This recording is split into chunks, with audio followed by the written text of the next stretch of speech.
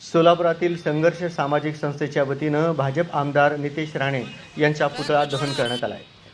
श्रीरामपूर येथील भाषणानंतर नितेश राणेवर राज्यभर संताप व्यक्त केला जात आहे। एका विशिष्ट समाजाबद्दल वादग्रस्त विधान केल्याने नितेश राणेंचा विरोध केला जात आहे।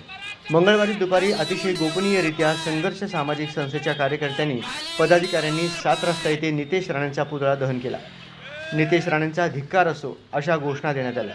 राणे हे नेहमी एका विशिष्ट समाजाला टार्गेट करत आहेत। काळात नितेश राणे सोलापुरात आले तर गटारीच्या पाण्याने अंघोळ घालणार असल्याचा इशारा त्यांनी दिला। ये नितेश राणे ये हरामखोर चिंदी चोर हर वक्त एक समाज को टारगेट कर खाली भड़काऊ भाषण और पुलिस प्रशासन को है ना टारगेट करते हुए इसका काम कर रहा है। इसका जाहिर निषेध बोलकर हमने इसका पुतला जला है। अगर आने वाले दिनों में अगर इन सोलापुर के पुण्य नगरी पर पाँव रखेगा तो गटार के पानी से इसका स्वागत